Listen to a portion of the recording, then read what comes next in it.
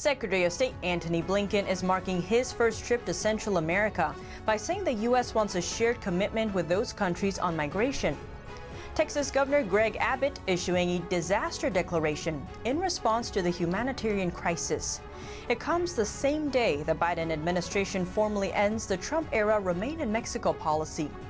And according to the Equal Employment Opportunity Commission, or EEOC, businesses can require that their employees get the COVID-19 vaccine without violating federal laws. This comes as West Virginia is the latest state joining in the push for vaccinations. Tune into Deep Dive as we explore these topics and more. Hello and welcome. This is Deep Dive and I'm Tiffany Meier. Let's begin with some updates on the border crisis. Lots happening there. Secretary of State Antony Blinken is marking his first trip to Central America by saying the U.S. wants a shared commitment with those countries on migration. He says addressing the root causes of migration is a shared responsibility. That's in the talks with Costa Rica's president late Tuesday. Blinken says the U.S. is preparing a $4 billion aid package to help countries in the region to meet the challenges of irregular migration. Costa Rica's President Carlos Alvarado said at a news conference, "We are talking about saving lives, but that doesn't mean in receiving a donation we will compromise our dignity as a nation." Vice President Kamala Harris is scheduled to visit the region at the end of the week. The Biden administration has been taking a markedly different approach to the border crisis than the Trump administration. Another major change, the Biden administration has officially ended the Trump-era Remain in Mexico policy. That policy kept illegal immigrants and asylum seekers in Mexico while they waited for their court date. It first came into play in January 2019. According to Department of State data, between February 19th and May of 25th, 2021, this program processed over 11,000 people into the U.S. President Biden first suspended it in January this year and later ordered agencies to review it. He issued an executive order in early February calling on agencies to review and consider terminating it. On Tuesday, the Department of Homeland Security told employees to no longer enforce it. DHS Secretary Alejandro Mayorkas issued a memo saying with the memo he is terminating the program. He adds that the program failed to enhance border management. Mayorkas also said the program, quote, is not the best strategy for implementing the goals and objectives of the Biden-Harris administration, and that termination is most consistent with the administration's broader policy objectives and the department's operational needs. And he said the U.S. should look well beyond its own borders to manage it. But ending the Remain in Mexico policy might face pushback in border states like Texas. Speaking of Texas, Governor Greg Abbott issued a disaster declaration the same day in response to the humanitarian crisis. He said President Biden's open border policies have paved the way for dangerous gangs and cartels, human traffickers, and deadly drugs like fentanyl to pour into our communities. Abbott says landowners along the border are seeing their property damaged and vandalized daily, but Biden is doing nothing to protect them. The governor's declaration seeks to help protect the landowners and better enforce laws related to criminal trespassing, smuggling, and human trafficking. Abbott says by declaring a state of disaster in these counties, Texas will have more resources and strategies at our disposal to protect landowners and enforce all federal and state laws to combat criminal activities stemming from the border crisis. Working together with local law enforcement, the state will continue to take robust and meaningful action to keep our community safe. Texas will also stop issuing state licenses to child care facilities that house illegal immigrants for the federal government. And staying in Texas, border county sheriffs are coming up with a new method of keeping the border safe. That's to combat the tens of thousands of illegal aliens who evade capture along the border each month. Texas border county sheriffs are starting to charge them for trespassing, evading arrest on foot, and endangering the life or health of a child. Common crimes include high-speed car chases, trespassing, break-ins, and car thefts. Kinney County Sheriff Brad Coe told a crowd recently, "I am going to start here locally. If we catch them, we are going to start prosecuting these people that are trespassing on y'all's property, and whatever other legitimate charge we can stack on there to try to deter them from coming to Kinney County. We're going to try to hold these people accountable." Ko said his county would start charging for trespassing on June 1st. He provided ranchers with a form that would authorize the sheriff to file charges on their behalf if someone is caught on their property, saving the rancher from coming into town to press charges every time a trespasser is caught. For many local ranchers, it's a daily occurrence.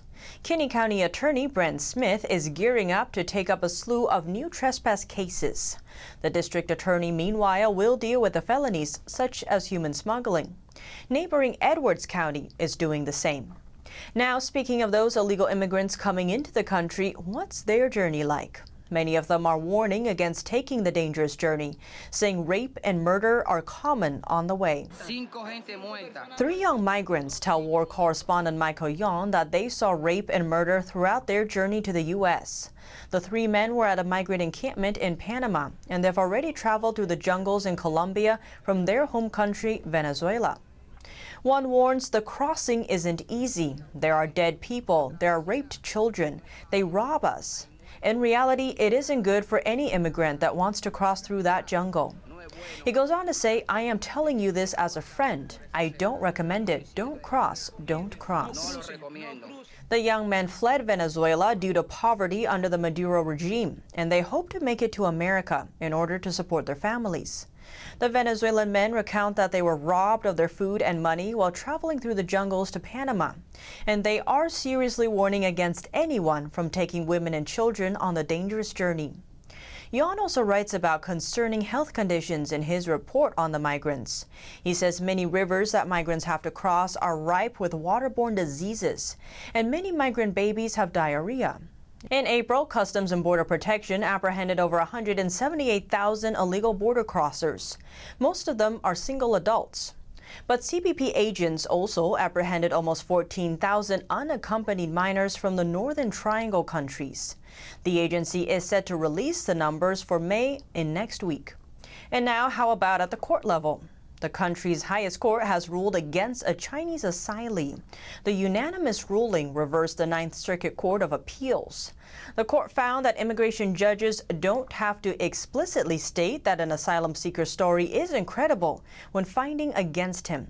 That's because when asylum applicants fail to provide enough evidence to show that they will face persecution or they fear persecution if they return to their home country, immigration judges do not have to deem the claim as credible. In this case, Chinese national Ming Dai claimed he was beaten and arrested in 2009 for trying to prevent Chinese authorities from aborting his second child. That's under China's now rescinded one-child policy. He testified that when he tried to stop his wife's abduction, police broke his ribs, dislocated his shoulder, and jailed him for 10 days. Dai said he lost his job, his wife was demoted, and his daughter was denied admission to good schools. Dai came to the U.S. on a tourist visa and sought asylum shortly after arriving. But he failed to disclose the fact that his wife and daughter had already traveled to the U.S. and voluntarily returned to China, thus undercutting the claim of a fear of persecution at home. The immigration judge denied his claim, stating, I do not find that Dai's explanations for his wife's return to China while he remained here are adequate. The Ninth Circuit Court ruled in favor of Dai's asylum claim, but the Supreme Court reversed it. Justice Neil Gorsuch wrote in the opinion, the Ninth Circuit's rule has no proper place in a reviewing court's analysis. Nothing in the Immigration and National Act contemplates anything like the embellishment the Ninth Circuit has adopted. He says the Ninth Circuit Court has long applied a special rule in dealing with immigration cases, that in the absence of any explicit adverse credibility determination by an immigration judge or the Board of Immigration Appeals, a reviewing court must treat a petitioning alien's testimony as credible and true. Many lawmakers have warned that the border crisis is not just about migrants from Central America looking for a better life, but is also about threats from Iran and China. House Minority Leader Kevin McCarthy called the border crisis a national security crisis. His comments came after a security briefing in May about the suspected terrorists that were caught at the U.S.-Mexico border the previous month. The contents of the memo remain classified, but McCarthy told Fox News at the time that what he learned made him even more concerned for America's security than before. He went on to say this border crisis has spiraled into a national security crisis. And with public reports showing that more than 1,500 individuals evade law enforcement at the border every day, it must be immediately addressed. McCarthy requested the classified briefing after 2 Yemeni men caught at the border were identified on a terror watch list. Now, the increase in migrants crossing the border has also been fueling fears of virus cases. On that note, can businesses require employees to get the vaccine without violating federal laws? According to the Equal Employment Opportunity Commission, or EEOC, the answer is yes. Businesses can require that their employees get the COVID-19 vaccine without violating federal laws. The agency issued this guideline on Friday. As long as they don't violate the Americans with Disabilities Act or Title VII of the Civil Rights Act, which prevents discrimination, they can require vaccines. But state and local laws can impact whether or not businesses can issue these requirements.